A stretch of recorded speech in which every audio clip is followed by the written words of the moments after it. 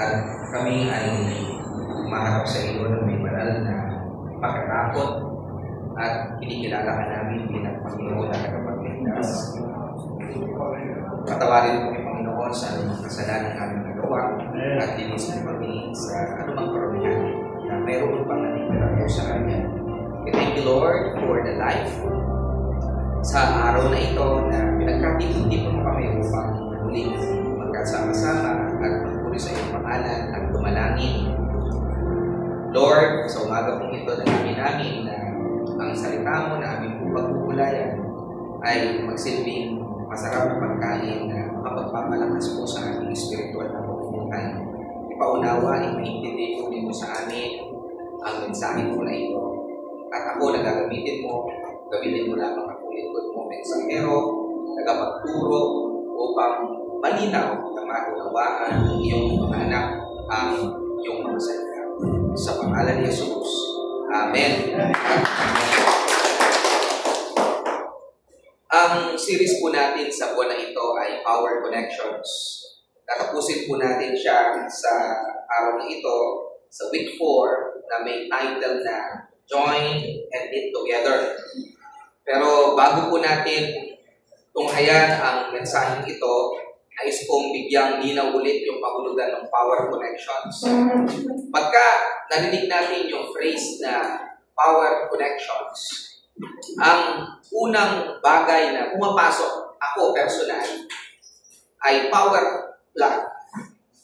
Power connections. O kaya naman, bell ko ba yan? Press ko ba yan? Meral ko ba yan?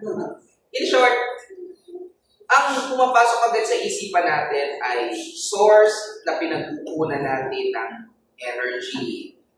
At from the phrase itself, power o kapangyarihan. Kaya kailangan atin pong maunawaan kanino tayo dapat kumukuha ng kapangyarihan o ng power. Alam niyo po ba na tayo mga mananampalataya ay mayroong kapangyarihan? May pagkakataon sa Biblia kung saan habang ang mga apostole kasama nila ang Panginoon, mayroong senaryo doon na itinaboy ang Panginoong Yesus habang siya nag-aaral sa isang lugar. At doon sinabi nung ilan sa mga apostoles, Panginoon, nais po ba ninyo na humiling kami ngayon ng apoy mula sa langit at pababain sa lupa upang tupukin ang bayan na ito?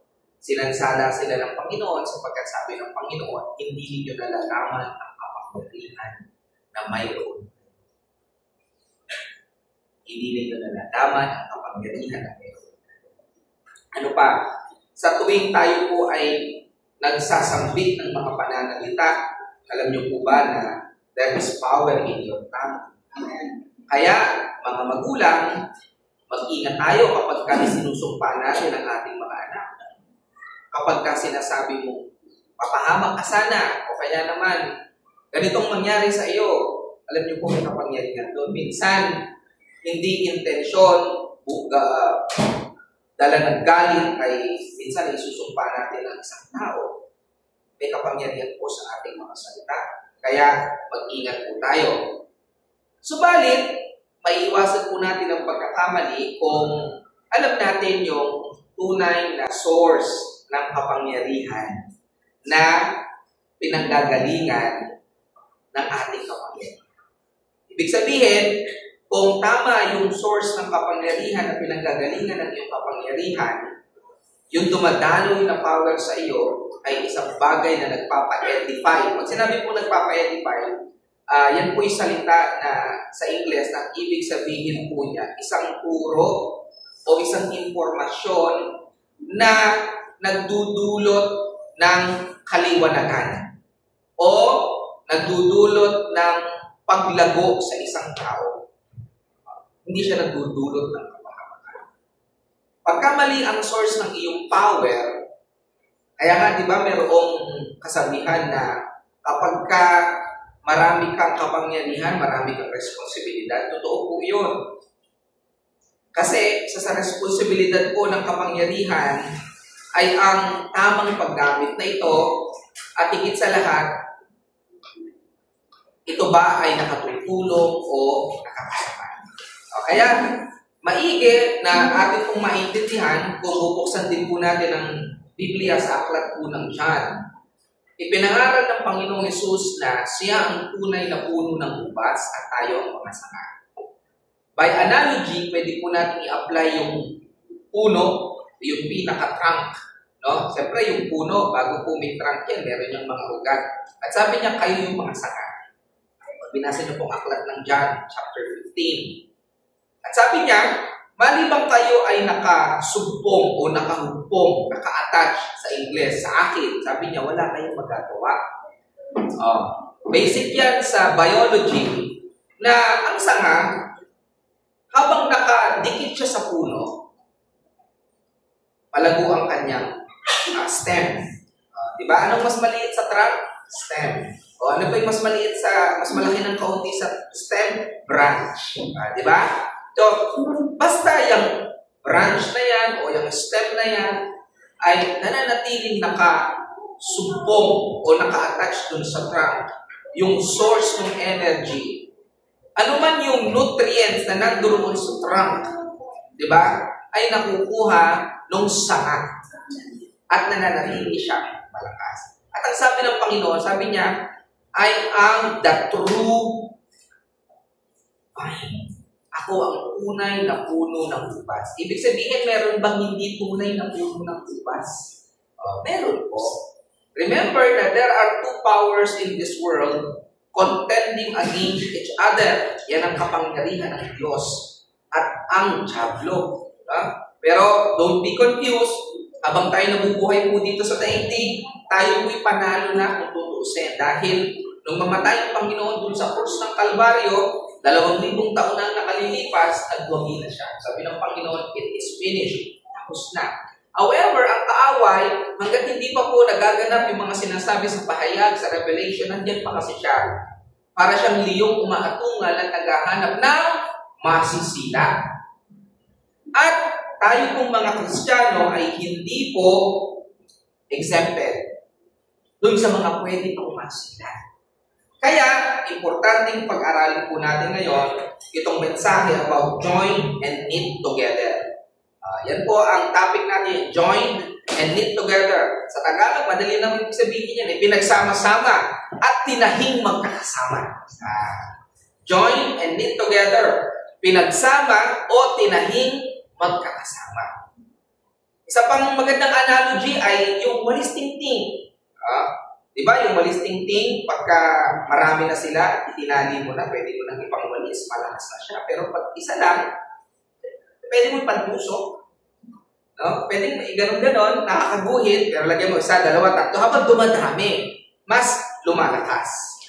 Isang magandang halimbawa din po, ang walis tingting. Dito po sa ating mensahe sa umagang ito, objective natin ay upang maunawaan na ang isa sa pinakamakapangyarihang koneksyon ay ang pagiging isa sa pag-ibig at maayos na relasyon. Mayroon daw pong harmonya. Pag sinabi pong harmonya, sabi po kasi dyan, harmony within the spiritual family. Ang sabihin ng harmony within the spiritual family, sino na dito ang nakapakinig ng orkestra? Huwag na lang orkestra. Yun na lang pong mga musicians natin dito. Kapag ka walang harmony, kahit na drums ito naman ay guitar, tapos mga awit, may harmony eh. Diba? Doon sa mga awit, proper vocalization. Vocal cords ang tawag. Doon sa gitarista, yung proper na chords or nota na kanyang tinitipa. Doon naman sa drummer, tamang nota din na kanyang pinapalo. Magkakaiba po ng instrumento, pero may tamang gamit. May tamang gamit. At yung mga yun, kapag tama, sabay-sabay, at ginagampanan ng bawat bahagi ng music team, yung kanila pong bahagi, nagkakaroon ng harmony. Subukan ninyong yung isa papunta sa kaliwa, yung isa papunta sa kanan, yung isa sa baba, yung isa sa taas, sabog. Tamo, no? Sabog, no, Kuya CJ? Yun ang ibig sabihin ng harmony. Pero dito, yung harmony na naisip parating sa atin, dapat harmony within the church. O, yan yung pag-aaralan natin. Paano ba tayo magkakaroon ng harmony within the church? Ang ating pong main text ay matatagpuan po natin sa aklat ng Efeso. Okay? Pagbukas po kayo ng inyong mga Biblia, especially mga estudyante po natin sa Foundry of Leaders, dapat dala niyo yung mga Bible ninyo. Buksan natin ang ating mga Biblia sa aklat po ng Ephesians, chapter 4, verses 13 to 16. Babasahin po natin itong ating main text, no? 13, 14, 15, 16. There are 4 verses na importante po sa ating pag-aaral, pero ating pong tatalakayin most of the verses dito sa chapter 4 ng Ephesians. Okay? So, basahin po natin. Sa akin po ay ang salita ng Diyos version at ganito po ang sinasabi mula po doon sa verse 13 ay ganito. Sa ganitong paraan, doon pa lang makikita nyo na doon sa pananalita, sa ganitong paraan, meron siya tinutukoy ng mga ideya na nandoon sa unahan. Kaya mamaya, tutunghayan po natin yon. Maaabot nating lahat ang pagkakaisa sa pananampalataya at pagkakilala sa anak ng Diyos. Take note, maaabot nating lahat. Sabihin, walang maiiwan. So, yung walang maiiwan, favorite phrase yan ng mga politiko eh. No, walang maiiwan. At ang sabi po dito, pagkakaisa sa pananampalataya at pagkakilala sa anak ng Diyos. Bakit mahalaga yan? Tutunghayan natin yan mamaya. At ganap na lalago sa espiritual nating pamumuhay hanggang maging katulad tayo ni Kristo. And in verse 14, at kapag naabot na natin ito, hindi na tayo tulad ng mga bata na pabago-bago ang isip at nadadala ng iba't ibang aral ng mga taong nanlilinlang na ang hangad ay dalhin ang mga tao sa kamalian. Verse 15, sa halip, ipapahayag natin ang katotohanan ng may pag-ibig upang sa lahat ng bagay ay higit tayong maging katulad ni Kristo na siyang ulo ng Iglesia. Remember and notice, laging may emphasis kay Kristo bilang model. Siya yung dapat nating maabot na halimbawa o sabihin dapat yung ating katayuan, yung ating kaalaman, yung ating pananampalataya, kailangan maabot natin yung level ni Kristo. Posible o imposible? Posible po. Kasi sinasabi po dito, upang tayo'y maging katulad ni Kristo, ibig sabihin, posible. May gagawin nga lamang po tayo.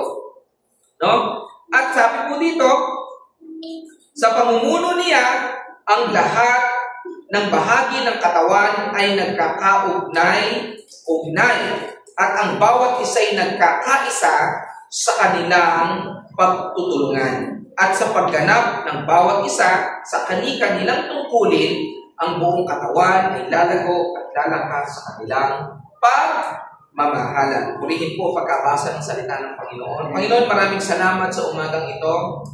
Kami po ay humihingi ng dulong mula sa inyo, mula sa banal na Espiritu na ibinigay po ninyo upang magturo sa amin ng lahat ng bagay na naririnig niya sa inyo. Panginoon, sa umaga pong ito, hinihiling po namin na ang bawat sa po sa amin ay maging mabuting tagapag-aral ng iyong salita at maintindihan po namin ito.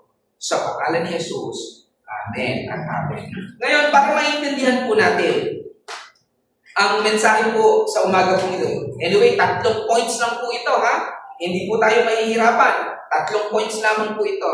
Pero bago po tayo dumako doon sa 3 points na nandito po sa ating pag-aaral, basahin po muna natin yung mga unang verses ng Ephesians chapter 4 para mas maintindihan natin ano yung ibig sabihin. Bakit ba itinuturo ito ni Apostol Pablo noong unang panahon at bakit ito itinuturo sa panahon natin at ituturo sa mga darating na panahon hanggang magbalik ang Panginoon Jesus. Basahin po natin ang sinasabi doon sa mga unang verses. Ito na po, no? Isang katawan kay Kristo. Yan po yung caption na napili ng mga nagsali ng Biblia ng ASD.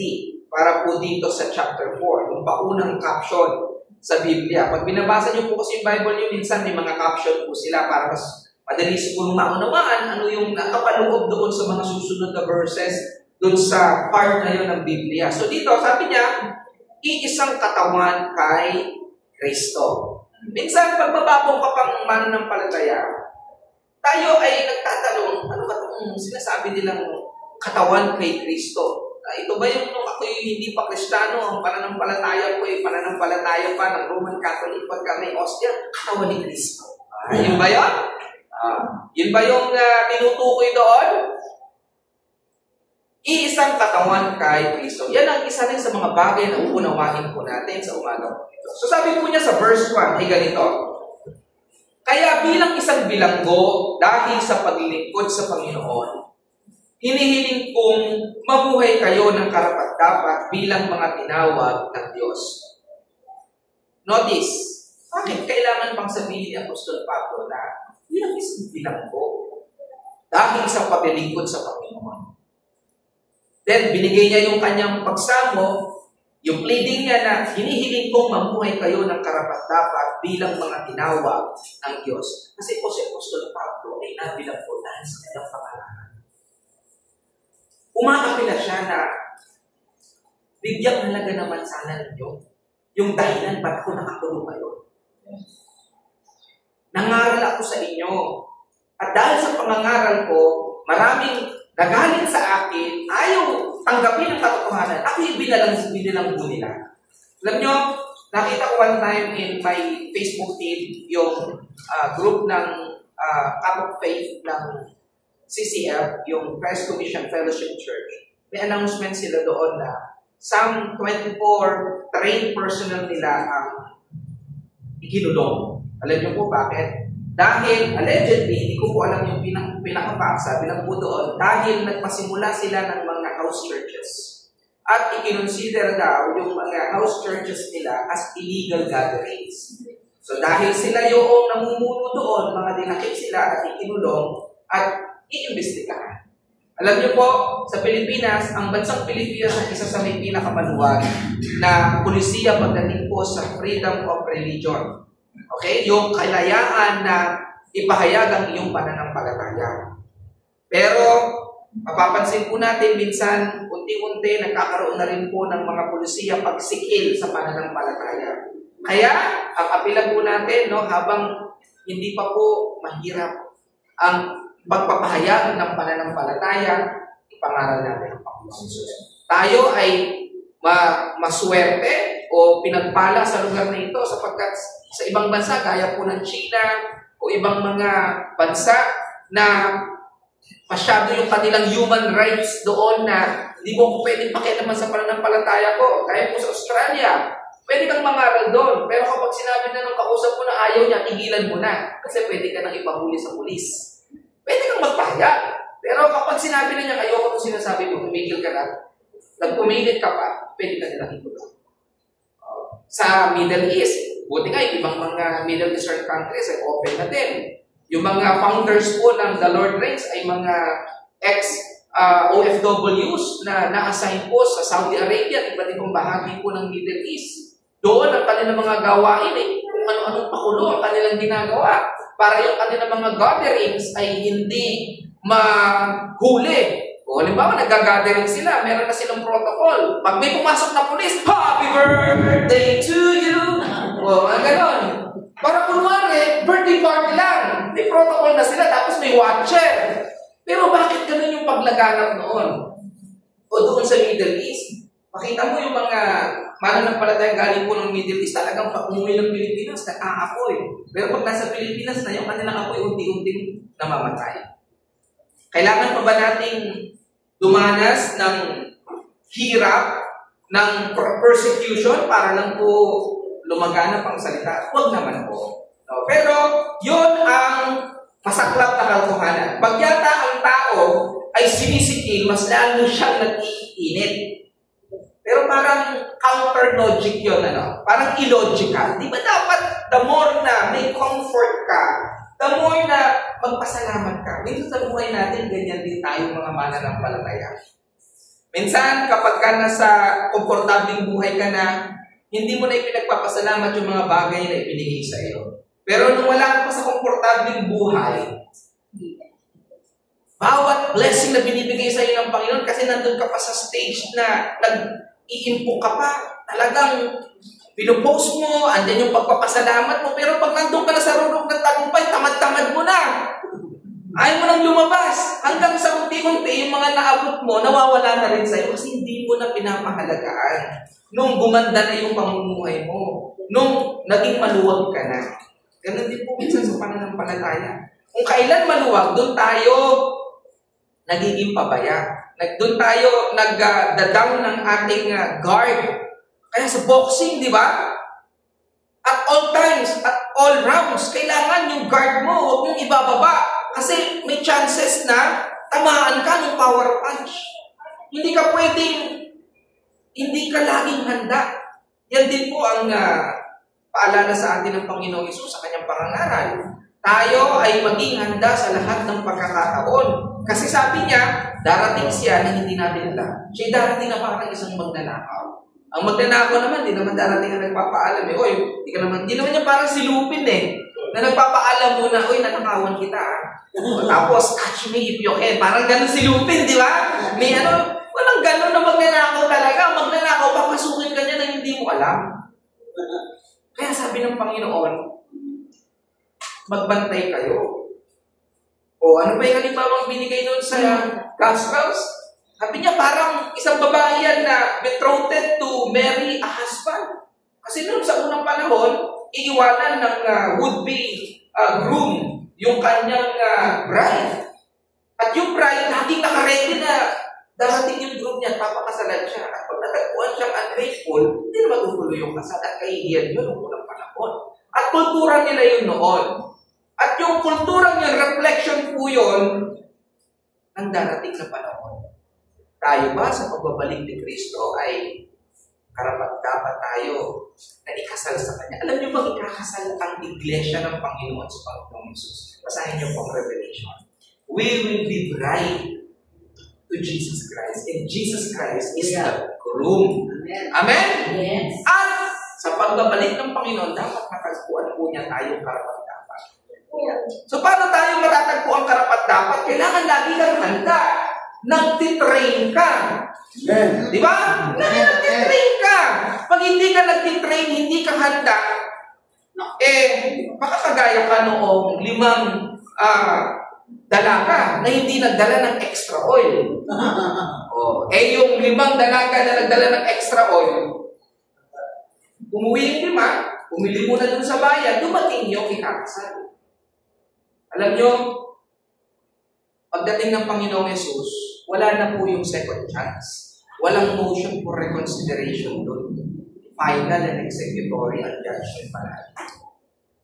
Sabi ng Panginoon, darating ang panahon, parang ganoon, kakatok ka, pero nakapihit na yung pinto. Ganun din yung nangyari during the time of Noah. Nangaral si Noah, magsisi tayo, sapagkat magkakaroon ng dilubyo. Pag hindi kayo nagsisi, hindi kayo mapapasok, hindi kayo mapapasukin dito, wala kayo nagsisi. Di ba sinabi yan? Na darating ang panahon sa pagdating ng Panginoon, parang ganoon. Andiyan na ang dilubyo, nakasarado na yung pinto ng barko, wala nang makapasok. Kung sino lang yung karapat-dapat na sumunod, sila lang yung nandun sa loob at sila yung maniligtas. Kaya, mahalaga na maintindihan po natin yung topic ngayon. Bakit ito itinuturo po sa atin? Verse 2, maging mahinahon kayo, mapagpakumbaba, maunawain at mapagpaumanhin sa mga pagkukulang sa bawat isa bilang pagpapakita ng pag-ibig ninyo. Itong verse 2, pag binasa po ninyo ito na po yung mga basics. Minsan sa mga churches, puro doktrina na lang ang itinuturo. Hindi na nagtuturo ng basic. Pero dapat hindi po natin yan kinalilimutan kasi yan po minsan yung foundations ng isang matatag na katawan ni Kristo. Sabi rito, maging mahinahon kayo, mapagpakumbaba, maunawain at mapagpaumanhin sa mga pagkukulang ng bawat isa bilang pagpapakita ng pag-ibig ninyo. Nakikita ba itong mga characteristics po na ito sa atin? Tayo ay mahinahon? Tayo ba ay mapagpakumbaba? Maunawain at mapagpaumanhin sa mga pagkukulang ng bawat isa bilang pagpapakita ng pag-ibig ninyo? Yung last na characteristic yung minsan nang wala sa atin. Minsan madalas tayo na pag may pagkukulang yung isang tao, kasi may pagkukulang po kasi pag may nagawang mali, agad judgmental tayo, nahuhusgahan agad namin yung tao. Minsan, ganyan po tayo. Baka hindi minsan madalas ganyan. So, yung akala natin, napaka-perfect na natin, araw-araw kong every Sunday na sa church ka, you're even a leader, pero minsan itong mga gantong basic nakakalimutan pala natin. Alam niyo, ito po kasi yung mga tinitingnan sa atin ng Panginoon sa pang-araw-araw na pamumuhay po natin. No? Ang iglesia po ng Panginoon ay hindi lang nakikita sa tuwing linggo na nandito tayo, nakaupo tayo dyan, ang babait natin. No? Tango lang tayo ng tango. Pero paglabas natin, hindi nakikita sa atin yung kahinahunan, kapakumbabaan, yung pag-inkildi sa iba pag sila'y nagkukulang. And then verse 3, pagsikapan ninyong mapanatili ang pagkakaisa ninyo mula sa Espiritu sa pamamagitan ng mapayapa ninyong pagsasamahan. Ito ang kinakausap na po ni Apostol Pablo dito, yung mga mananampalataya na hinaharinig na. So basic lang po ito eh. Makikita po talaga natin yan sa kongregasyon natin. Pinapaalalahanan po tayo na dito sa loob ng kongregasyon, kailangan may harmony, may relationship in the Spirit. Pero mamaya, hindi lang po yung personal na relasyon ang itatakil natin. Bakit mahalaga itong join and knit together? Na maintindihan natin ito. Kailangan iisa rin yung pinaniniwalaan at pinananampalatayanan natin. Hindi po pwedeng miyembro ka ng Iglesia ng Panginoon. At pag sinabi ko pong Iglesia ng Panginoon, hindi lang po ako tumutukoy sa the Lord rates, ha? Ialis po natin sa isipan natin na ang Iglesia ng Panginoon ay kung ano lang yung kongregasyong pinabibilangan natin. Ang Iglesia ng Panginoon is the body of Christ in the whole world. It just so happened na yung mga organisasyon po natin ay kailangan irehistro kasi sa SEC, sa bansa po natin. At tinawag tayong the Lord reigns para maging isa tayo. No? Para maging body corporate. No? Requirement kasi ng batas, kailangan din natin sumunod sa batas ng tao. Pero ang tinutukoy na body of Christ ay yung kalipunan ng lahat ng sumasampalataya kay Kristo at sumusunod sa mga ipinag-utos niya. Okay? Kasi minsan, dyan nagkakaroon ng problema, mas lalong naliligaw yung mga ligaw na. Naku, sabi niyo sa church niyo, ganito. Sabi naman sa church nila, ganoon. Saan ako lulugan? Minsan tayo pang mga tinatawag na Kristiyano daw, ang dahilan bakit hindi nananampalataya yung ibang tao eh. May kanya-kanya tayong doktrina. Tandaan natin na ang Panginoong Yesus nang siya'y nangangaral, galit siya sa mga Pariseyo na nagtuturo ng turo ng tao, hindi turo ng Diyos. Kaya nga Power Connections ang series natin this week eh. Check your connection. Tama ba yung connection? Nabibilangan mo. Kailangan i-test natin sila sa kanilang bunga. I-test natin sila sa kanilang itinuturo. Ang pundasyon ng pananampalatayang Kristiyano ay ang salita ng Diyos, wala nang iba.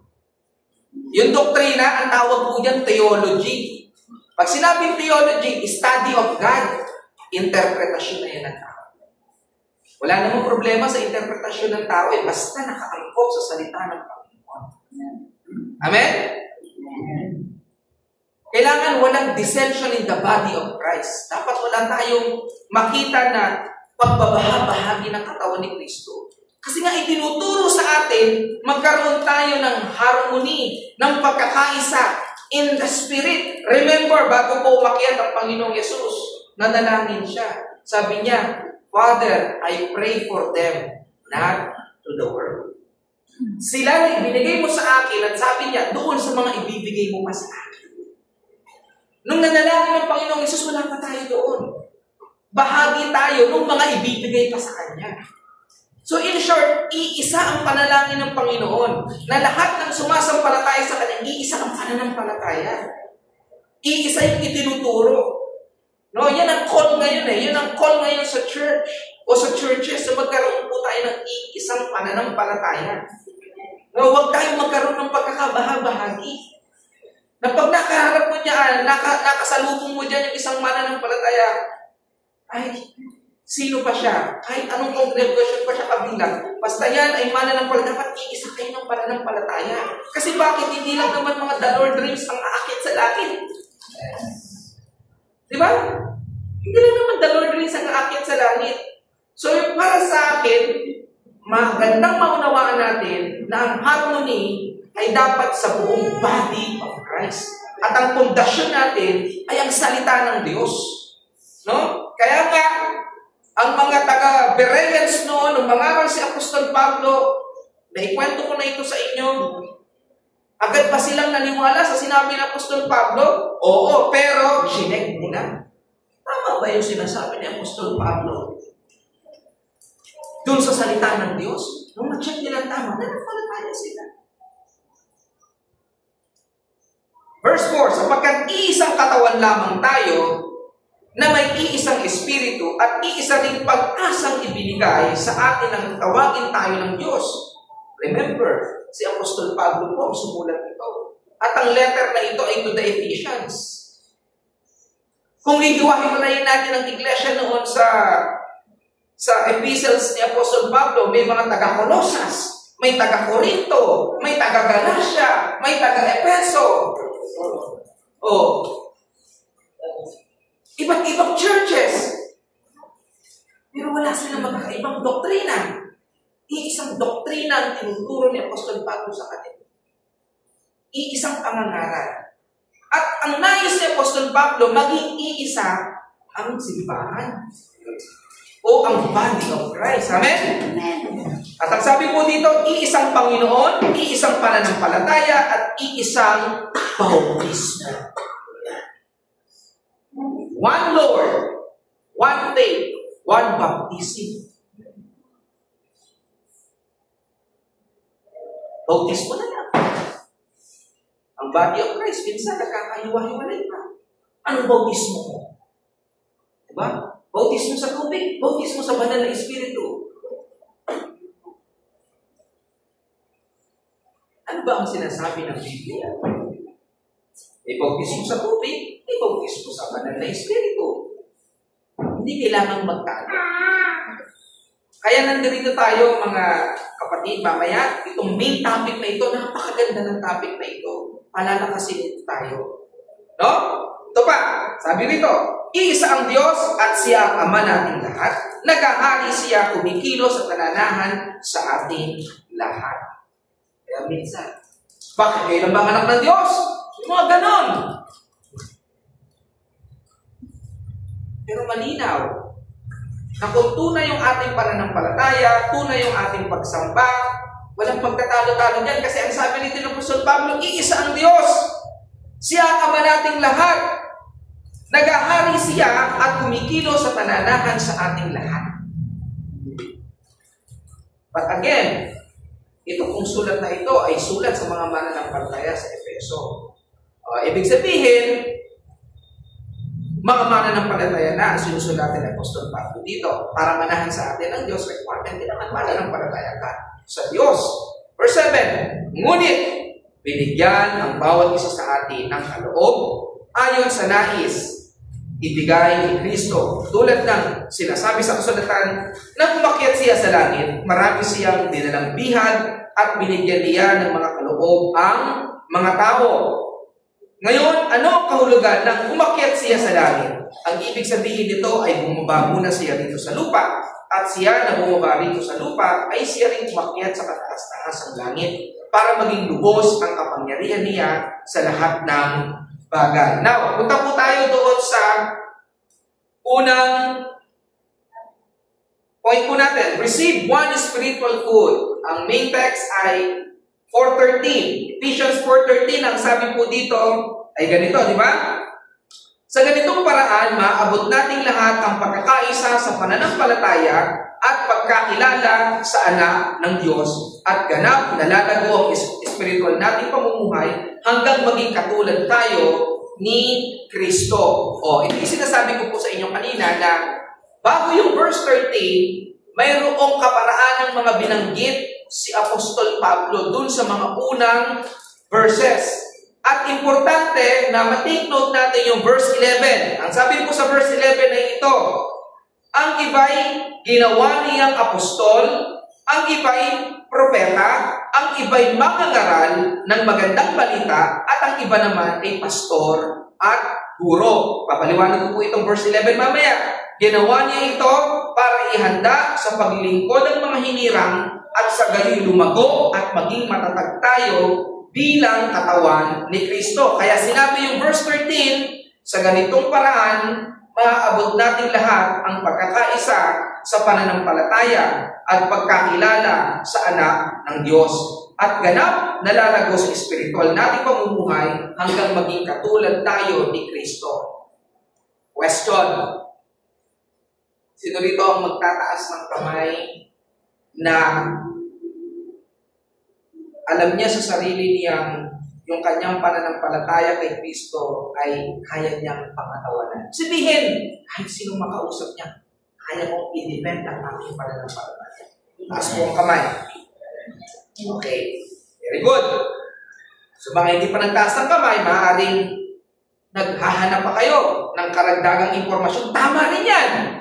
O, sino naman dito yung makapagtataas ng kamay na pag tinanong siya sa anumang bagay na patungkol sa pananampalataya kay Kristo, masasagot niya? Okay. Doon sa mga nagtaas ng kamay. Very good. Sa mga hindi rin nagtaas ng kamay, ibig sabihin, kailangan pa natin ng karagdagang impormasyon.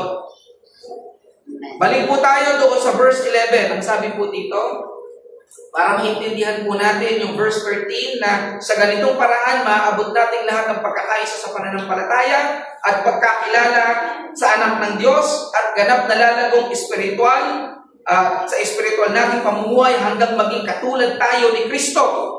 Take note, verse 13. Ang reason bakit tayo nagpupunta ng church, bakit tayo nag-a-attend ng training, especially sa mga estudyante, sa Foundry of Leaders, bakit po natin yun ginagawa? Hindi lang para lumago ang number ng TLR o the Lord Reigns Kutun. Hindi po natin yung ginagawa for number. Nandirito tayo because of verse 13 na sabi po dyan, sa ganitong paraan, maaabot natin lahat ang pagkakaisa sa pananampalataya. Kasi tinuturuan tayo, ano ba yung pananampalataya ng Kristiyano? Pagkakaisa, hindi yung ang masasabi ko pagdating sa tithing ito. O kaya, ang masasabi ko pagdating sa pag-asawa ay ganito. Ang masasabi ko pagdating sa pagpapautang ay ganito. Alam niyo yung mga ganyang basic? Yan minsan ang dahilan ng pagkakabahagi ng Kristiyano. Hindi natin, wala tayong harmony ng pananampalataya sa mga bagay-bagay na nakapaloob sa Biblia. Minsan yung ating pong pananampalataya surface level lang. Ano yung surface level? Ano ka, Brad? Born again Christian. Bakit ka born again Christian? Tinanggap ko si Kristo bilang sarili pang magdadamag sa akin. Anong ibig sabihin niya? Halika pa sa atin sa church namin para maintindihan. Pag sinabi mong ikaw ay mananampalataya ni Kristo, ang ibig sabihin mo niya, sinusunod mo yung lahat ng ipinag-uutos ni Kristo, sinusunod mo yung lahat ng bagay na nakasulat sa Biblia. At yung pagsunod mo, yung pananampalataya mo, yung pag-intindi mo doon, iisa sa ibang kabahagi ng body of Christ. Hindi yung magkakaiba tayo. Now, paano maaabot ng body of Christ itong unity na ito? Sabi po dyan, sa first point natin, receive one spiritual food. Tama po yun. One spiritual food. Hindi pwedeng magkakaibang pagkain. Iisa na. Iisang prescription ng pagkain. At paano natin matatanggap yun? Verse 11, sabi po dyan, ang iba'y ginawa niyang apostol, ang iba'y propeta, ang iba'y mangangaral ng magandang balita, at ang iba naman ay pastor at guro. May sinabi ba dyan yung iba'y member ng church? O kaya, may sinabi ba dyan yung iba'y listener o audience? May sinabi po bang ganon? Wala. kahit pagbalik-balik na rin natin itong verse 11, wala kang makikitang position sa church na ang position ay member. Naintindihan niyo po ba yung sinasabi ko? Kapag member ka, ang sabi po dito, ang iba'y ginawa niyang apostol, ang iba'y propeta, ang iba'y mangangaral ng magandang balita, ang iba naman ay pastor at guro. Ginawa niya ito para ihanda sa paglilingkod ng mga hinirang at sa gayon lumago at maging matatag tayo bilang katawan ni Kristo. Yung mga binanggit ko po kanina, yun yung composition ng body of Christ. Sino yung composition ng body of Christ? Some are apostles. Some are pastors. Some are teachers. Some are preachers of the new or of the gospel.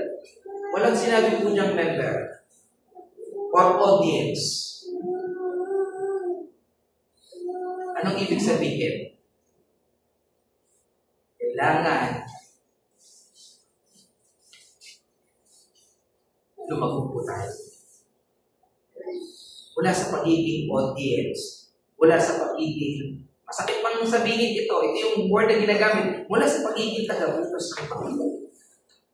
Kailangan maghangad ang bawat mananampalataya na either maging apostol ka. Ano ba apostol? Tinignan ko po, ang meaning ng apostol, tinitingnan ko kasi sa concordance, wala akong makita. So sabi ni Merriam Dictionary ay ito. An apostle is one sent on a mission. One sent on a mission. Such as, letter A, first definition niya, sent on a mission such as number one of an authoritative New Testament group sent out to preach the gospel and made up especially of Christ's original 12 disciples and Paul. Binigay niya halimbawa yung 12 disciples. Una, kasama si Judas daw, then tinanggal si Judas, pinalit si Matias, tapos si Apostol Pablo. Remember, ilan sa mga sulat ni Apostol Pablo, iniklaim niya apostol din siya. Anang nagtalaga sa kanya ay si Kristo. Noon, nagkakaroon din ng dissension noon, unang panahon sa kanila, hindi kasi ibinibilang si Apostol Pablo bilang apostol. Kasi hindi raw siya part ng labing dalawa. Pero sabi ni Apostol Pablo, ako rin ni apostol, tinawag din ako ni Kristo. Iba nga lang yung pagkakataon sa akin. Ano pa?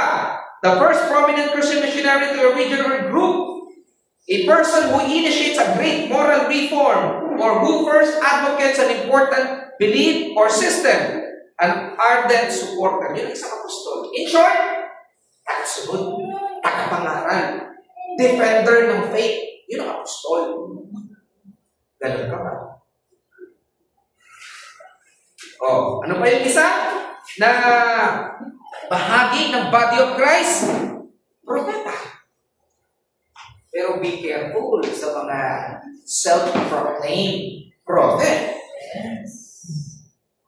May mga tao dyan, ginagamit nila yung title bilang propeta. Sino ba yung mga propeta? Yung mga propeta, yung talaga tumatanggap ng mensahe sa Diyos. Sinasabi ng Diyos sa kanila, ito ang sabihin mo, at ano ang senyales na totoo yung propeta? Pag naganap yung sinabi niya. Pag hindi naganap, hindi yung totoo. Pag sinabi ng propeta, bukas, ganito yung mangyayari. Sabi ng Panginoon, check their fruit. Tingnan mo kung talagang mangyayari sila. Pag hindi nangyayari, hindi yung propeta. Read the Old Testament. Maraming mga ganyan.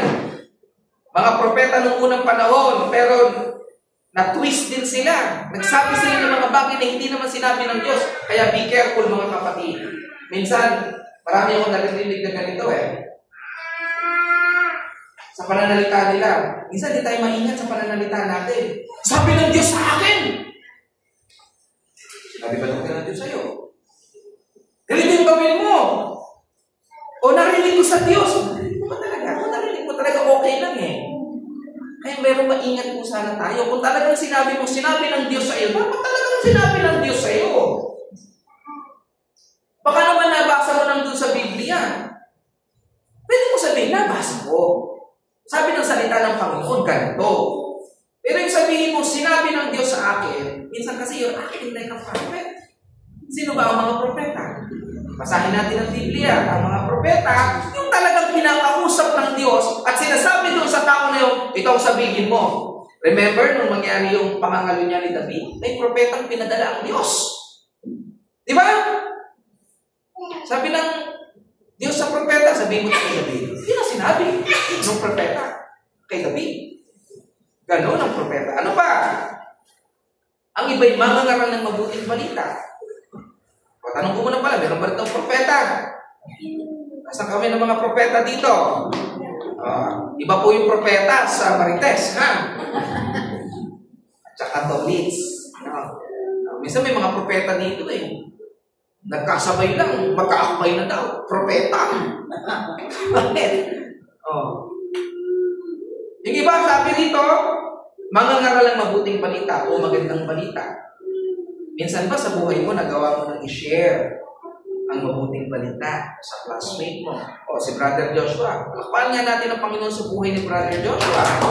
Nagkakita doon sa workplace niya. Si Pastor Jopper sa workplace niya. What about tayo? Ginagamit pa tayo. Si Pastor CJ.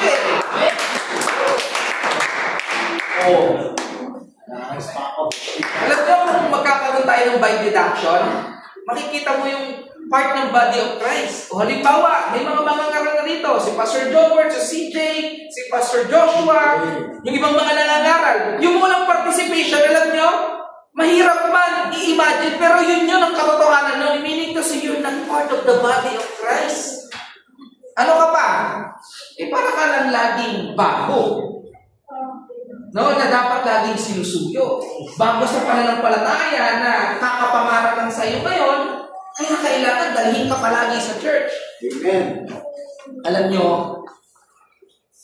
dumating sa punto si Apostol Pablo, pinagalitan niya ang mga mananampalataya. Sabi niya, ang kamukha ninyo para kayong baby may balbas eh.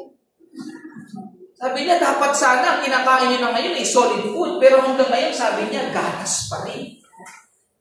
Hindi lang po tayo sa panahon natin ngayon. Even sa panahon po nung unang simbahan, struggle na ito ng Iglesia ng Panginoon. Bakit itinuturo ito? Kasi sabi nito, ginawa niya ito. Punta muna pala tayo, yung iba, sabi ito, pastor. O ano ba ang pastor? Sabi ni Jesus Christ kay Peter, Peter, do you love me? Yes, Lord. Feed my flock.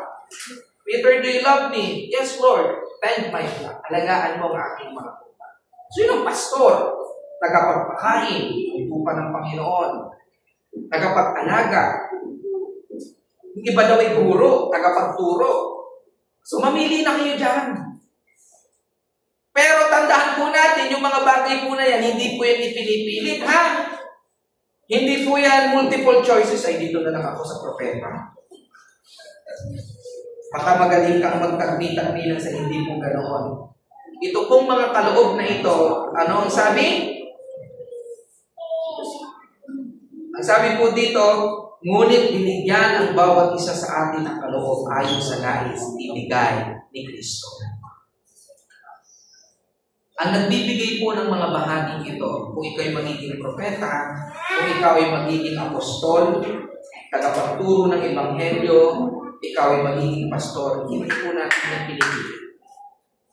Bagamat pwede mong i-desire, pero yan po yung ibinibigay ng Panginoon. Amen? There was an account in the Bible. Diba? Sabi nung nanay ni John, the beloved, saka ni James, diba, the children of Zebedee, akiusap sila sa Panginoon, Lord, baka pwede nyo sa kanan, nyo sa kaliwa.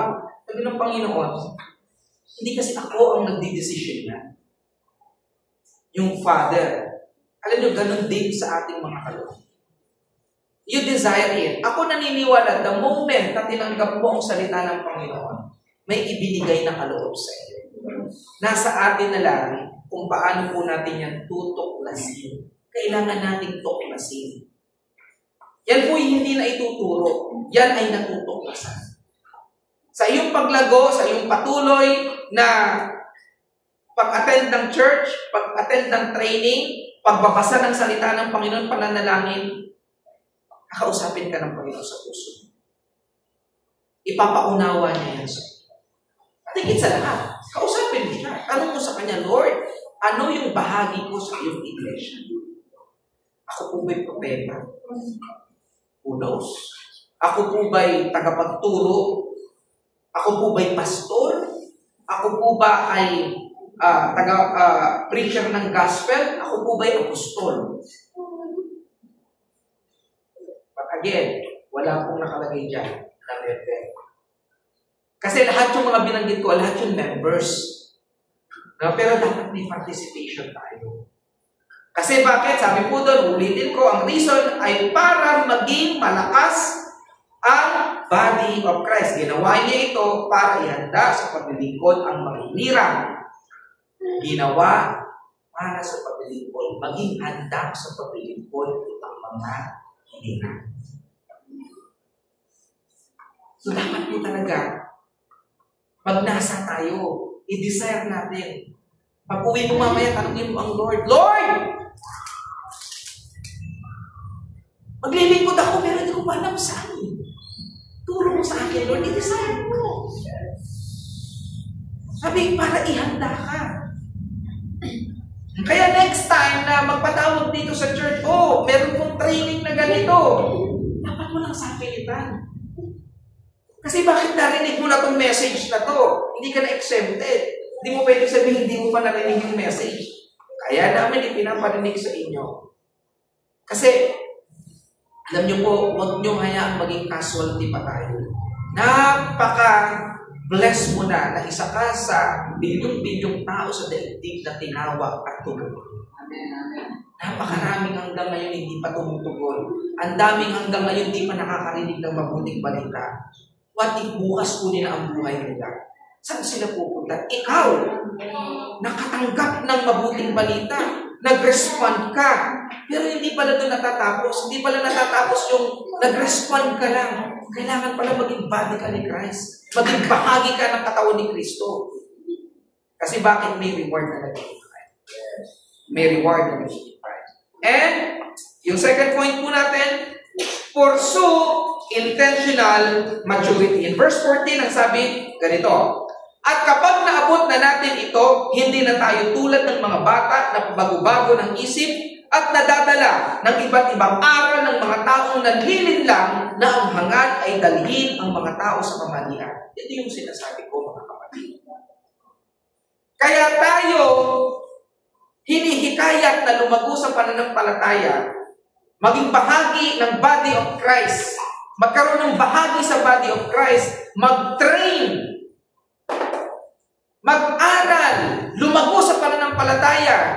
Kasi para dito, at kapag naabot na natin ito, hindi na tayo parang bata na pabago-bago at nadadala ng pang-aral ng mga taong nanlilintang. Doon muna tayo sa una, minsan para tayong bata na pabago-bago. Minsan Kristiyano ka, minsan hindi. Kristiyano ng 1 week, second week, di muna.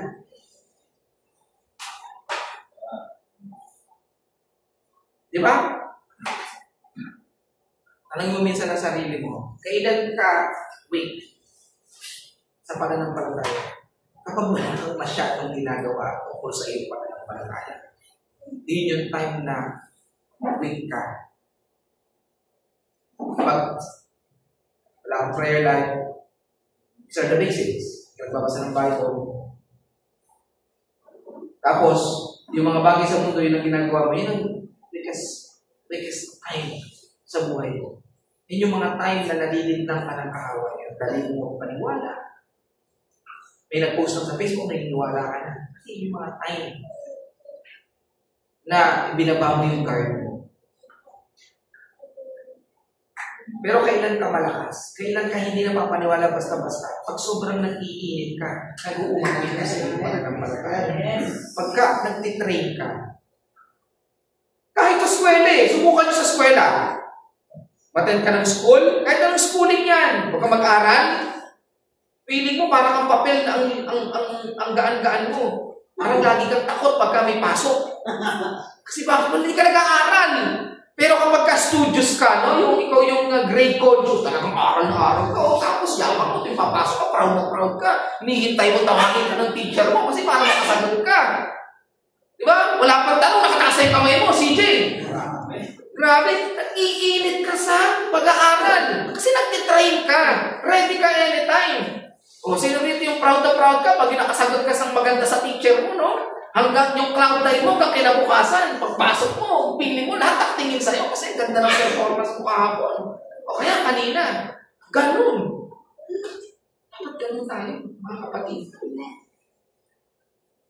Hindi ka malilinlang kapag nagtitrain ka. Hindi ka malilinlang kapag nagpapalago ka ng iyong pananampalataya. Hindi ka malilinlang kapag may bahagi ka sa body of Christ. Kasi bakit? Lagi kang nire-refresh ni Kristo. Wala naman siguro akong nakita propeta na hindi nananalangin. Doon sa mga binanggit ko, hindi ka siguro pwedeng maging pastor na hindi ka nag-aaral ng salita ng Panginoon, na hindi ka nananalangin, na hindi ka humakayo, nang hindi ka nag-train. Lahat yun. At yung mga yun, ang sabi doon sa verse 13, yun ang kailangan natin para yung body of Christ maging matatag. Para hindi makawatak-watak. Hindi mawasak.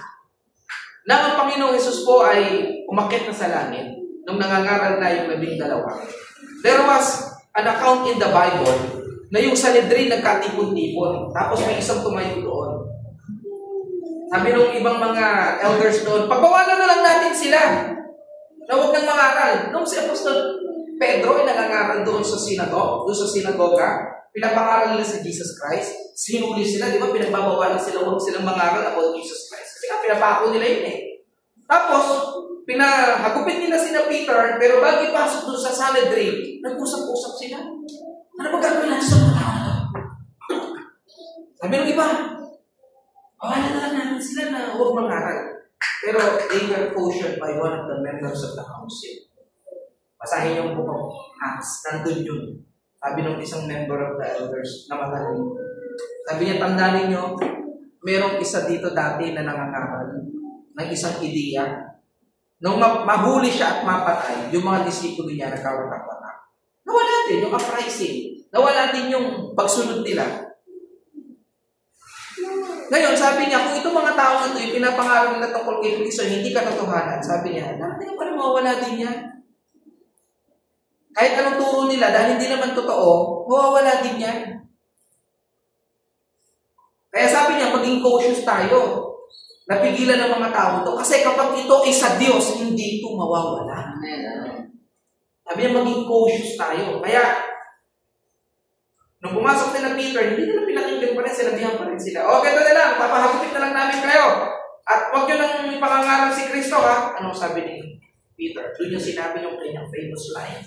Na sabi niya, kahit anong gawin niyo sa amin, hindi kami itigil sa pangangaral ni Kristo.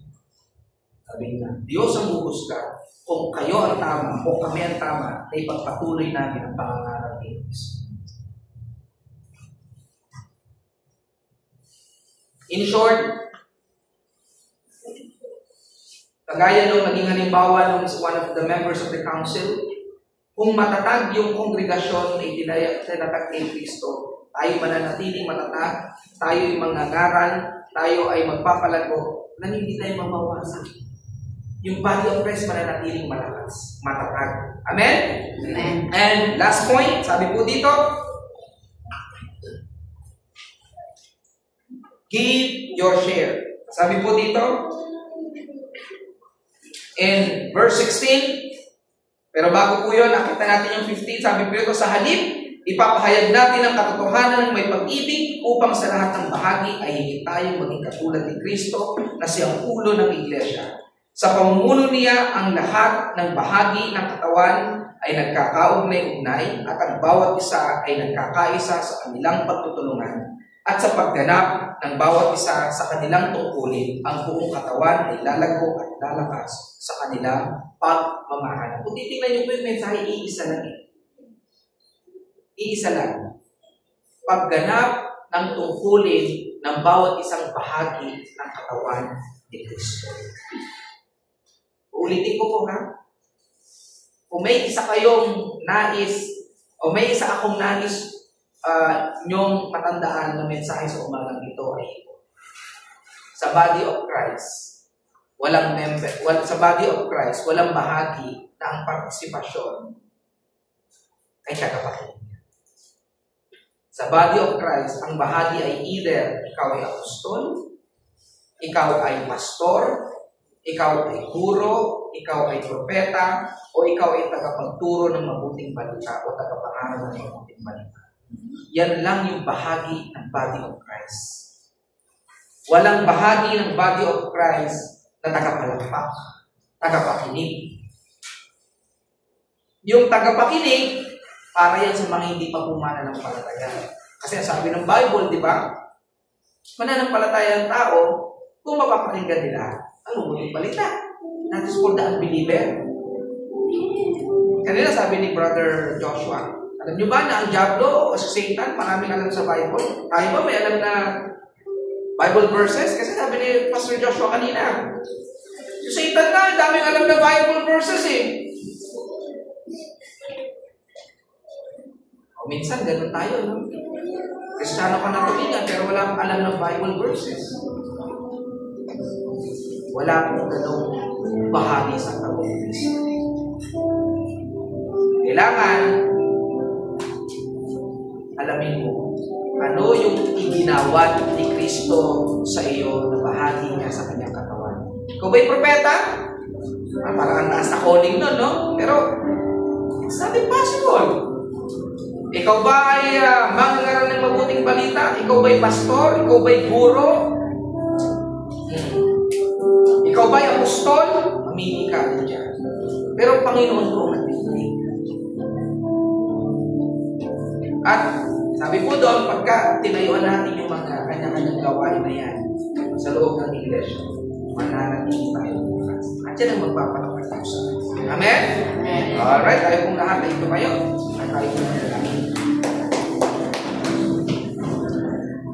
Panginoon, maraming salamat po sa umagang ito, sa iyong mensahe, sa bawat isa po sa amin.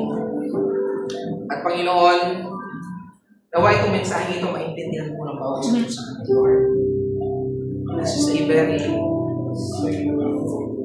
profound message na hindi kami pwedeng maging tagapakinig lamang. Dahil ang tagapakinig lamang, Panginoon, ay yung mga hindi mananampalataya. Kailangan nilang makinig upang sila mananampalataya. Pero kung kami, tinuturing namin ang aming mga sarili bilang mananampalataya, dapat, Panginoon, sa mga panahong ito, ay pino-forge na namin yung aming sarili into becoming one of the members of the body of Christ mentioned in verse 12 or 11 ng Ephesians chapter 4. Kami ba'y propeta? Kami ba'y apostol? Kami ba'y tagapagturo ng mabuting balita? Kami ba'y pastor o kami ba'y guro? Dapat isa kami sa mga ito, Panginoon. Otherwise, Panginoon, kami walang bahagi sa katawan ni Kristo.